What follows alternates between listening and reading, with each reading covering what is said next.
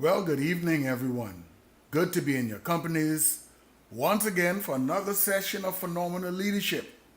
I'm your friend, Bishop elect Edlin Scott, and I'm really excited about the chance to share with you, as always. Look forward to it. Look forward to sharing with you this very powerful program called Phenomenal Leadership, which is aired on Tuesdays and Thursdays every week. We're seeing on two platforms. We're seeing on Facebook, the Voice of Deliverance organization page, and then my own personal page, Edlin Scott. And then, of course, I do have a YouTube channel called Edlin Scott's Channel. You can also go back there and review the programs that we would have presented. Really excited. So if you go over to YouTube, I want you to like. I want you to like it, and of course, I want you to subscribe to my channel. Really excited about what we're going to talk about tonight. And what we're going to really talk about tonight is, are you attracting abundance? Are you attracting abundance? Are you attracting plenty? Are you able to get plenty attention? Are you attracting plenty? And so talking up tonight, really good, really good. So I want to encourage you, reach out to your friends, let them know Bishop Scott is live and talking about, are you attracting abundance? I'm going to help you to be able to try to attract some abundance. This coming Saturday morning at 8 a.m., we do have our Morning Glory session. And I want you to be a part of that. Morning Glory is a little more of a preaching kind of session. Phenomenal Leadership takes a teaching route. Phenomenal Leadership is geared towards leadership, helping you. And you may feel that you are exempted from this because you might think, hey, I'm not a leader. But I say this all the time, and I really mean it. Every one of us are leaders. Whether we are leading ourselves, or we are leading our household, we are leading a team, or we are leading a corporation, we are pastoring a church, we are all leaders. We are all leaders. And so, how to make the world a better place? It's the responsibility of leaders, because we create that development environment. Leaders do not create an environment where it smothers you, it destroys you. Leaders create an environment that fosters growth to make you better. And so I want to encourage you to hang with me this coming Saturday morning. And then, of course, on Sunday morning, we do our Sunday morning glory, and that's aired. We go live really at 7:30. Saturday morning at 8 a.m., and then we go live at 7:30 for Sunday morning. Beginning on the 25th is Voice of Deliverance's convention. Our 40-year convention kicks off on the 25th, and we go all the way, right, straight up through the week till the end of the month. Actually, the first day of May, we wrap up our convention. So we're looking forward to a great time. 40 years God has brought the ministry, and certainly I really thank God. I've been here for 30 years of those 40 years. I'm really excited about what is going to happen in our convention. Beginning Tuesday day, we'll have two services daily, Tuesday day through Friday. And we're going to really have a good time in the Lord. Sunday, very special. It's our commissioning day when we license everybody as they go back to their various jurisdiction. So really looking forward to it. So come be a part of Voice of Deliverance's 40th year convention. This year is going to be epic. The spirit has already started. The momentum, the mood is already changed. Looking forward to a great time in the Lord. So, let's get into what we're going to talk about tonight. Really excited about it. And I'm sure every one of us at one point or another has been to the place where you try to figure out, am I really attracting all of this? The kind of attention that I'm getting, okay? The kind of environment that I'm experiencing, am I attracting it? I had a friend that was talking to me the other day, and he was telling me about a male friend. We went to school together. He was telling me about marriage or relationship, how difficult it has been for him because he seemed not to find the right person. And to my surprise, he told me about 6 persons that he was in some kind of relationship with, and it really didn't work. And so, I mean, that narrowed it down for me. I think if you've met 6 persons, if you've been in a relationship with 6 persons, and it really ain't working, I think you need to start looking at yourself. And the reality is, you really attract who you are. You attract who you are. Who you are pretty much is what you attract around you. And so, are you attracting abundance? Or what you're attracting is just so small? John Maxwell said this, and he says that if your dream is so small that you don't need nobody to help you with it, then 2 things is going on there. It's either you are aiming very low, or your dream is that small. And I don't believe that your dream is that small. It's just that you're aiming low. So, all right, let's get into tonight's teaching, because I really feel that it's going to really be a blessing to a lot of you that is out there watching us tonight. At some point or another, a pastor and I was talking today, and they really blessed me. We had an absolutely beautiful turn of events as we started the morning off. And they were declaring some things. They were talking about their projection for their life over the next couple of years. And at the end of it, they made a very strong statement. Simple, but very strong. They were talking about business that they were going into. And they said at the end of the conversation, they said, it's going to survive. And the thing that jumped out at me was, before the business even became, because she was telling me where it was going to be and all that kind of stuff, what was going to be done. Wasn't completed, wasn't finished. In fact, the building ain't ready for that thing yet. But she says it's going to be successful. And so her projection already is success. And so she is looking to succeed, not to anything else. And that's where your head has to be. And so I just spoke these words into her life. I says, you should have whatsoever you say. Whatever you say, you shall have. If you say you're going to be successful, then you're going to be successful. Because that's your declaration. That's what you say. Everything about us as human hinges on our belief system. If you believe that if a black cat go across your car, don't go that way, go another way, then that's what you believe. And so you will be driving, you see a cat, you go across you turn around, you go the next way, because that's your belief system.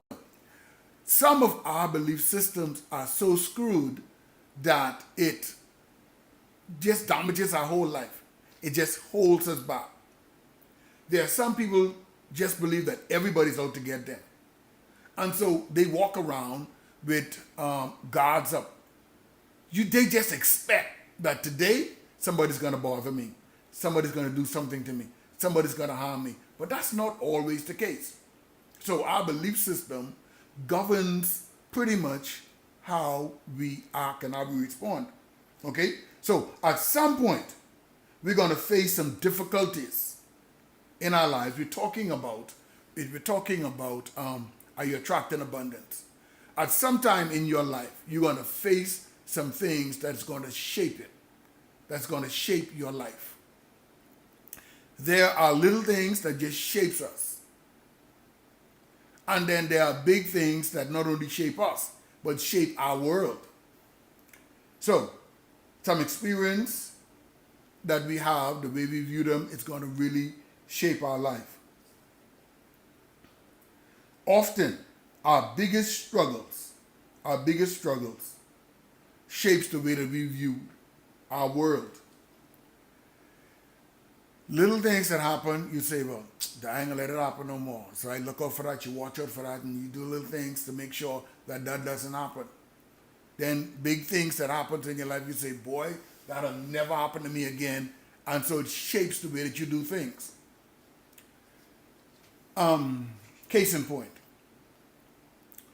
I got married the first time in 1985. Yes, I got married in 1985. In 1986, my wife died. And we both used to work in the same area. And she had a sister that I never realized how much they looked alike until she died.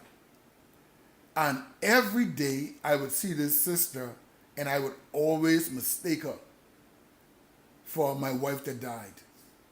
And so, because I couldn't handle seeing her so regularly, because, we worked very close together, that I moved out of that business totally. I had a store, my wife had a store in the same area, and so I actually dropped that entire career because I couldn't handle seeing my sister-in-law that reminded me so much of my wife. And so a lot of us are there where things would happen in our life. The small things shape things that we do, and the big things shape our world. So my entire life changed because I couldn't handle seeing my sister-in-law because she reminded me of my dead wife. So, watch this now. Let's get deeper into our teaching. So these things, they shape the way that we look. I have a friend that was involved in a robbery. Now, this friend, believe me, trust me, they're the kind of person, well, they used to be the kind of person. They might still be. And they may be watching me, but they'll get me later. They used to be the person that you want to carry with you because they can back you up. They most definitely can back you up. But after the robbery, they're afraid. They are totally afraid. And so that changed their outlook. They don't even go in that area no more where they got robbed at this store. Well, they really didn't get robbed. They were a part of the robbery because it was going on in the store. So, but they that changed their life. They don't even go to that store no more. They don't go in that area no more because they just are afraid. They're just a little jumpy. So everything, they changed at home. They wanted burglar bars and every other thing, little things they wanted to change because of the phobia that they got as a result of what has happened. People who have lived in poverty, even after, if you've been poor, even after you get or become successful financially, there's still a fear about, boy, I could lose everything, or I could be poor again. And so if you really got out of there, then you should go on, stop worrying about what may happen or what could happen, but look into what is happening. When you focus on what you don't have, you kind of forget what you do have. When your focus is so much on what you don't have, I was called to a meeting, and I had a very little small group, and they needed some. I was sharing about some things to them, and everything was fine. But the leader of the group was concerned about what they didn't have and their failures and the could failures and the might failures. And no matter what I said to them, they were always looking back over their shoulder. Had a beautiful team to work with. but they allow their failures to hinder them from even trying. And so after a while, I figured my victory was just leave them alone. So I just left them alone because they were so stuck with what they didn't have that they never recognized what they did have. And they had a dream team together. But you can only be led where your leader has been and is prepared to go. If you are so afraid, innovation will never be activated. You always get what you always get when you continue doing what you always do. So when you focus on what you don't have, you forget what you do have. Adopting this scale mindset limits your success. When you are afraid because I'm missing one thing, when you're afraid to launch out there because I think we're short of one thing, then you kind of limit your success. Fear limits your success. Fear is something that will limit you being successful. People who have the mindset of abundance, however, often see possibilities within what they do and what they do not have to succeed. People who have the abundance mindset, they can see the possibilities in no matter what it is that they have to work with.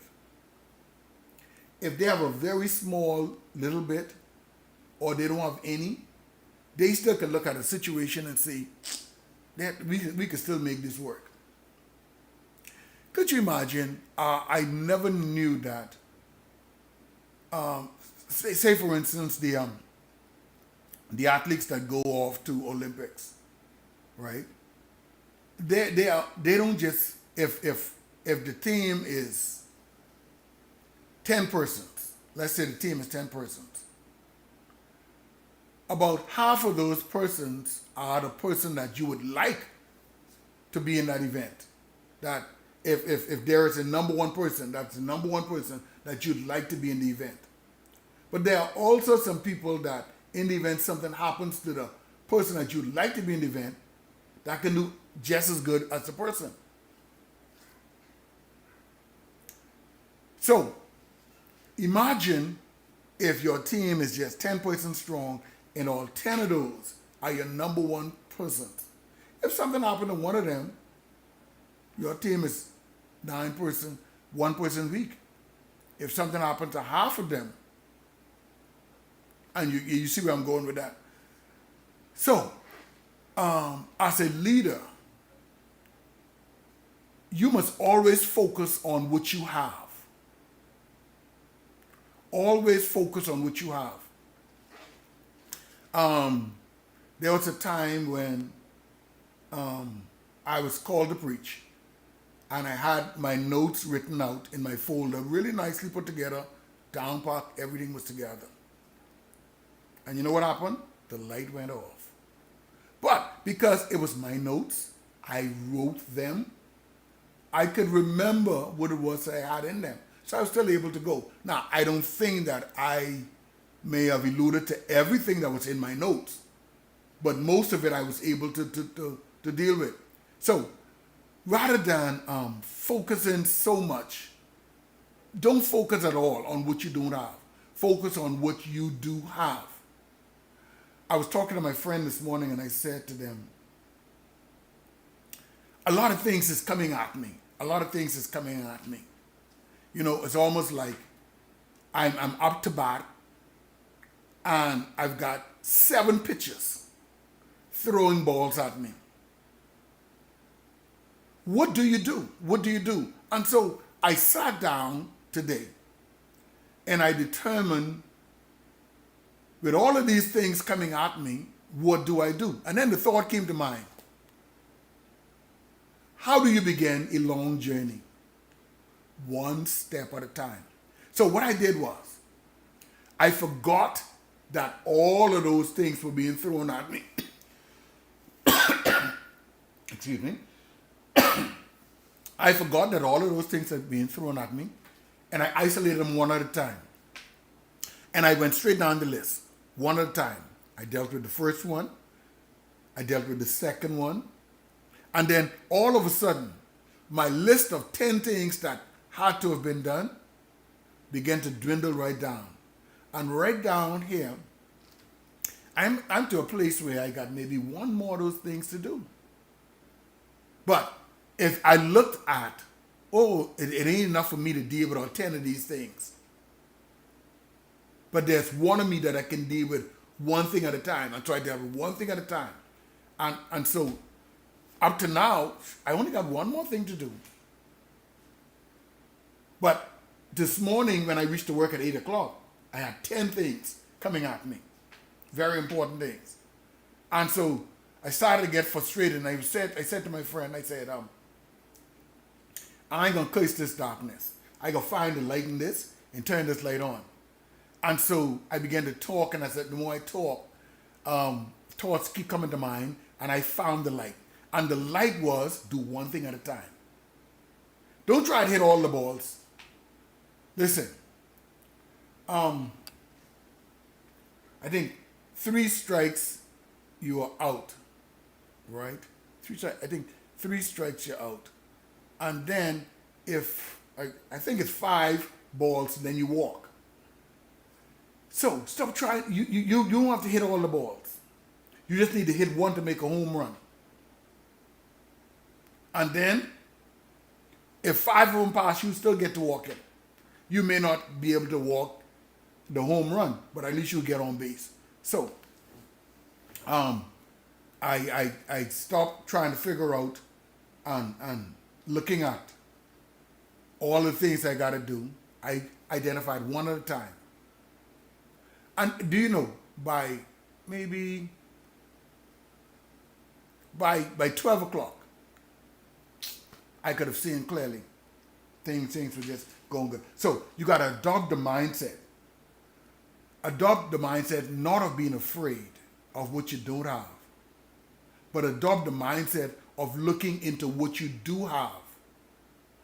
The mindset of being afraid or scared is not going to cause you to attract abundance, because you're not going to even put yourself out there if you're afraid. But the only way to attract abundance is you got to push the mindset of fear aside and adopt the mindset of whatever I have, I'm working with what I have. And I want you to understand tonight, whatever you have, you can work with what you have. And you can get some things done. See, because leaders see the possibilities that other people can't see. Leaders see before others see. Leaders see more than others see. That's what makes them the leader. So, adopt the mindset of abundance, and you will see the possibilities within what they do and do not have access to. Whatever you don't have access to, you see the possibility on which you have access to. By embracing the possibilities within our circumstances. Ooh, I like that. By embracing the possibilities within our circumstances. Not desire things like how the other fellow have it. Not desire things like how your neighbor have it. But what kind of circumstance do you have? What kind of circumstances are you dealing with? What are the possibilities now in that circumstance? What you could get out of that circumstance? When you determine what you could get out of that circumstance, you start walking into abundance. Yeah. As I began to pray this morning, I began to declare. I didn't know what my day was going to be like. And then when my wife and I were talking, going to work this morning, she told me a dream that she had. And I said to her, you're going to be caught between a little confusion. And I didn't realize I was kind of must be talking to myself. But I realized that I can make much of my circumstance. I wasn't waiting for another ball. I wasn't waiting for another day. I wasn't waiting for something else to happen. Whatever hand you are dealt, you have to see possibilities in that. Whatever hand you are dealt, you have to see possibilities in that and then work with it. All right? So, I'm wrapping up. So, you got to see possibilities in whatever circumstances you have. We have or we are to be able to create, seize, and benefit from every situation that we have. Every situation. Whether you have something that you can easily do or whether you have something it's hard to do, you ought to be able to benefit from every one of those circumstances and situations. And so, we got to be able to benefit from those circumstances and create new opportunities. So, you ought to take a lemon, some sugar, some water, and make something called lemonade. Or us Bahamians, they say switch up. Got to be able to take the vegetables, throw them in a pot, steam them down, let some heat go over them, throw some meat in them, make some stir fry. But whatever you have, you must see opportunity, possibility, and create something new. Because you could do it. Rather than be looking over your shoulders for what you don't have, what you didn't get, what you feel like you really needed. You know what I thought? You know I used to think? I thought I needed a father in my life in order for me to make it. But I grew up in a single parent home.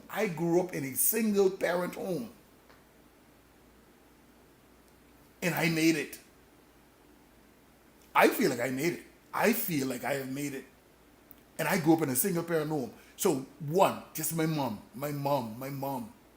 She was there for me every step of the way. And so I made it. Now, I used to look over my shoulder because I would like to have a father like my friends and all them kinds, but I didn't have one. So I had to make good of the circumstances that I had. Let me get ready to wrap up. Okay? So I benefited from my circumstances, I seized it, and I create new opportunities. The outcome we receive are often a result of our beliefs and our attitude. If you don't believe it can happen, it wouldn't happen. If you get mad about the whole thing, now see, okay, I had to see hope in this day. I had to see possibilities in this day. I had to see things could happen in this day. Believe me, everything that happened today, when I looked at it on my way to work, when I faced my day and I was alive and conscious, I didn't even know how they was going to happen. I just know I had to face them. But by 12 o'clock, I had a situation. Let me make it a little more plain, because they say I'm too evasive. Okay, there was a hole dug in front of my store for about 3 weeks. It didn't look like it didn't look like they was going to close it up. So I called the landlord and I said, what's going on? They said, I know what you call about. I'm here for you. I'm going to fix that. It's going to be dealt with today. Boom.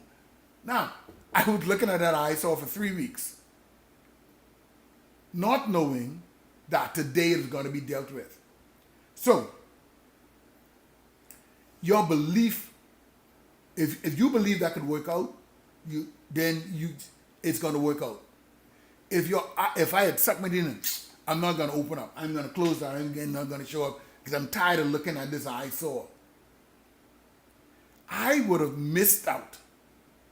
I would have missed out on everything that God has given me today because I got mad, I got upset, my attitude. So, the outcome, what we ultimately receive, has and is often a result of what we believe. You have to believe that this could happen. You have to believe that you're coming out of this. You have to believe that you have the victory over this. You have to believe that, hey, don't take my picture today because this ain't how I can look tomorrow. Tomorrow I'm going to look like a totally different person. You have to believe this. When you believe it, then stuff is going to happen. John Maxwell has a book called No Limits. And in No Limits book, John Maxwell says this: abundant thinking encourages you to make choices that will expand your possibility. I keep telling you, I don't want nobody in my life that can expand my possibilities. I'm in your life because I want to expand your possibilities. I want to see you do more. I want to see you get more. I want to see you be more. See, a lot of us are satisfied with where we are. And I mean, where we are is good.